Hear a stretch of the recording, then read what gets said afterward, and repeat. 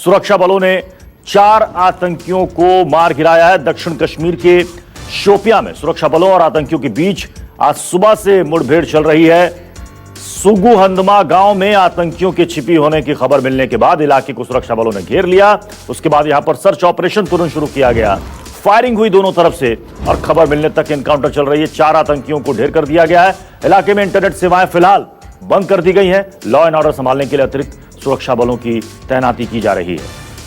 आसिफ सुहाब इस वक्त हमारे साथ जुड़ चुके हैं।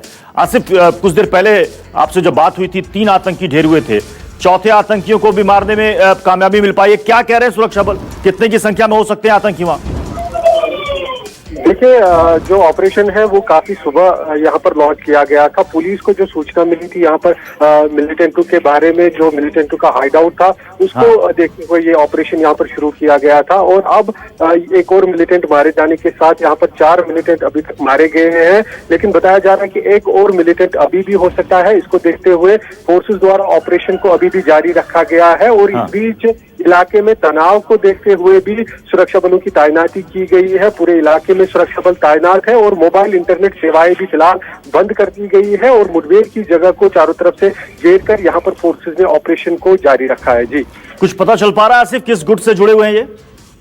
देखिए, डीजी जम्मू कश्मीर पुलिस दिलबाग सिंह की हमारे साथ बात हुई थी, जिन्होंने बताया कि ये हिजबुल मुजाहिदीन और लश्कर का एक ग्रुप था, जिसके बारे में पुलिस को यहाँ पर सूचना मिली थी और उसी के आधार पर ये ऑपरेशन लॉन्च किया गया था।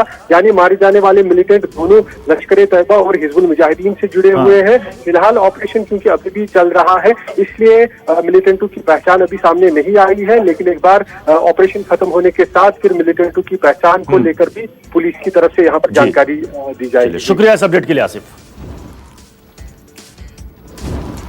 और रुक करते हैं दिल्ली की खबर का। दिल्ली के उपराज्यपाल अनिल बैजल ने कहा है कि उन्होंने अरविंद केजरीवाल सरकार के फैसले को पलटकर संविधान की रक्षा की है। पत्रकारों के सवालों के जवाब देते हुए अनिल बैजल ने कहा, अस्पतालों को लेकर केजरीवाल सरकार का आदेश समानता के अधिकार का उल्लंघन था, इसलिए उन्होंने इस फैसले को पलटा। आपको बता दें कि दिल्ली सरकार ने दिल्ली के अस्पतालों में सिर्फ दिल्ली वालों के इलाज का फरमान दिया था, जिसे एलजी ने खारिज कर दिया था।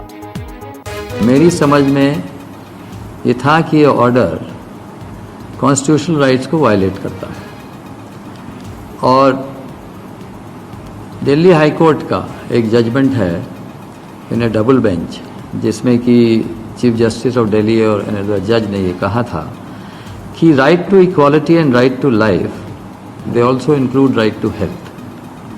और अगर इस तरीके का on the basis of residence deny किया जाता फैसिलिटी, तो ये वायलेटिव होता of the constitution. Therefore I thought it was right and for me to change it and make it the facilities of health infrastructure available to all people. वही अरविंद केजरीवाल सरकार के फैसले को पलटने के बाद सियासी बयानबाजी भी शुरू हो गई है। आम आदमी पार्टी के नेताओं ने एलजी के इस फैसले की आलोचना की है। डिप्टी सीएम मनीष सिसोदिया और सांसद संजय सिंह ने इसे दिल्ली वालों के खिलाफ बताया। एलजी साहब ने उस फैसले को पलट दिया था। जब आज एलजी साहब से डीडीएम की मीटिंग में हमने रिक्वेस्ट किया कि साहब आपने कल ये फैसला पलटा, तो उससे पहले आपने अपेक्षा की होगी, कुछ आकलन किया होगा कि कितने केस बढ़ेंगे, बाहर से कितने केसेस आएंगे, उसका भी उनके पास कोई आइडिया तो नहीं था। हमने एसडीएम की मीटिंग में ये मुद्दा उठाया था, एलजी साहब ने उस पर सहमति नहीं जताई। अब उसकी जिम्मेदारी कौन लेगा? कल को अगर केसेस इसी रूप से दिल्ली में बढ़ते हैं और बाहर से भी आके 2 दिन में, 4 दिन में, 10 दिन में दिल्ली के जो अभी अवेलेबल बेड्स हैं वो भर जाते हैं, तो इतने सारे केसेस जब आगे आएंगे और इतने सारे बेड्स की जरूरत पड़ेगी तो वो कहां से आएंगे? अभी भारतीय जनता पार्टी ने जो निर्णय कराया है दिल्ली के अंदर, इसके कारण से दिल्ली की जनता का जीवन संकट में डालने का काम बीजेपी ने किया है। सीधे तौर पर आज दिल्ली में जो मुसीबत पैदा होगी, जो संकट पैदा होगा और जो खट्टर और योगी के दबाव में, भाजपा के दबाव में जो ये निर्णय लिया गया है एलजी साहब के द्वारा, इससे एक बड़ा संकट आने वाले दिनों में दिल्ली की जनता के सामने आएगा, जिसके लिए सीधे तौर पे भारतीय जनता पार्टी जिम्मेदार है। दिल्ली में क्या है इलाज का विवाद? दिल्ली में सिर्फ दिल्ली वालों का इलाज होगा।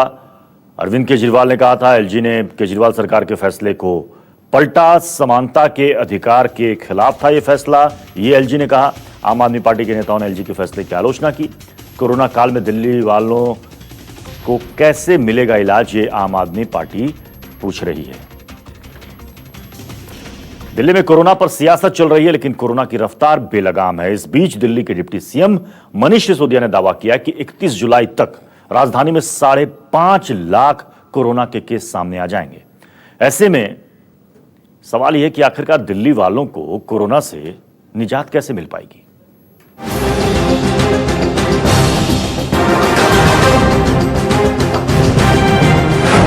कैसे कम होगा कोरोना का कहर? दिल्ली में होंगे 5 लाख कोरोना के मरीज। कम्युनिटी ट्रांसमिशन, सरकार में टेंशन।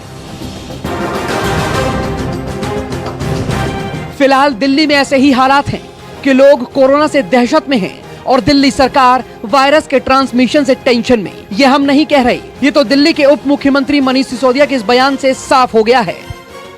15 जून तक 44,000 केसेस होंगे और करीब 6,600 बेड्स की आवश्यकता होगी। 30 जून तक 1 लाख केसेस पहुंच जाएंगे और 15,000 बेड्स की आवश्यकता होगी। 15 जुलाई तक करीब 2.25 लाख केसेस हो जाएंगे और 33,000 बेड्स की आवश्यकता होगी। 31 जुलाई तक करीब 5.5 लाख केस पहुंच जाएंगे दिल्ली में और उसके लिए करीब 80,000 बेड्स की आवश्यकता होगी। दिल्ली में 12.6 दिनों में कोरोना के केस डबल हो रहे हैं। कोरोना के कम्युनिटी स्प्रेड के खतरे को लेकर उपराज्यपाल अनिल बैजल की अगुवाई में दिल्ली डिजास्टर मैनेजमेंट अथॉरिटी की बैठक हुई। बैठक में स्वास्थ्य मंत्री सत्येंद्र जैन ने कहा कि ये कम्युनिटी स्प्रेड है, लेकिन इसे तब कम्युनिटी स्प्रेड माना जाएगा जब केंद्र सरकार इसकी घोषणा करेगी। कल एम्स के डायरेक्टर ने खुद कहा था कि दिल्ली के कंटेनमेंट जोन्स में कम्युनिटी स्प्रेड है, परंतु क्योंकि टेक्निकल इशू है और इसके बारे में फैसला केंद्र सरकार ही कर सकती है, वही बता सकते हैं कि कम्युनिटी स्प्रेड है या नहीं। हम तो कैसे स्प्रेड है, हम तो ये कह सकते हैं भाई स्प्रेड है, दिल्ली में बढ़ रहा है, बहुत तेज़ी से बढ़ रहा है। अब उसका वर्ड जो कम्युनिटी स्प्रेड वर्ड यूज़ करने की अधिकार तो केंद्र सरकार के पास, वही बताता है। क्योंकि दिल्ली में जिस तेजी से आंकड़े बढ़ रहे हैं, उसे देखते हुए दिल्ली में मौजूद अस्पतालों में बड़ी तादाद में बेड्स की जरूरत पड़ेगी। 15 जून तक 44,000 केस होंगे, जिसके लिए 6600 बेड की जरूरत पड़ेगी। 30 जून तक मरीजों का आंकड़ा 1 लाख तक हो जाएगा, जिसके लिए 15,000 बेड की जरूरत होगी। 15 जुलाई तक यह आंकड़ा 2.5 लाख तक होगा और इसके लिए 33,000 बेड की जरूरत पड़ेगी। तो वहीं 31 जुलाई तक मरीजों का आंकड़ा 5.5 लाख हो जाएगा, इसके लिए 80,000 बेड की जरूरत होगी। वहीं कोरोना काल में दिल्ली में बिगड़ते हालात को देखते हुए दिल्ली सरकार ने केंद्र सरकार को कई स्टेडियम और प्रगति मैदान को अस्थायी अस्पताल बनाने का सुझाव दिया है। इसके लिए केजरीवाल सरकार ने ये प्रस्ताव सरकार को भेज भी दिया है। वहीं अगर पिछले 24 घंटों की बात करें तो दिल्ली में 1366 कोरोना के नए मामले सामने आए हैं और इन्हीं 24 घंटों में 7 लोगों की मौत हुई है, जिसके बाद राजधानी में अब कोरोना मरीजों का आंकड़ा 31,309 हो गया है और अब तक दिल्ली में कोरोना से 905 लोगों की मौत हो चुकी है। तो वहीं 11,861 लोग ऐसे भी हैं जो कोरोना को मात देकर घर जा चुके हैं।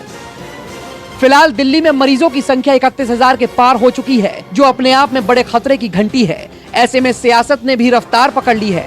अब दिल्ली वालों के बीच सिर्फ एक ही सवाल है कि जुलाई में उनका क्या होगा। Bureau report, news 24। तब सवाल दिल्ली वालों के सामने यह है कि ऐसी सूरत में उनका इलाज कैसे होगा। एलजी ने फैसले को पलट दिया है कि दिल्ली में सबका इलाज होगा। ज्यादातर लोग भी यही चाह रहे थे कि दिल्ली में सबका इलाज हो, लेकिन जिस तरीके से मनीष सिसोदिया ने कल कहा कि 31 जुलाई तक 5.5 लाख मामले हो जाएंगे, क्या उसके लिए दिल्ली के सारे अस्पताल तैयार हैं? सबसे बड़ी बात है, क्या इतने बेड्स, इतनी फैसिलिटीज दिल्ली के पास होगी कि इतने मरीजों को वो संभाल पाए? ये इस वक्त सबसे बड़ा चिंता का सबब है।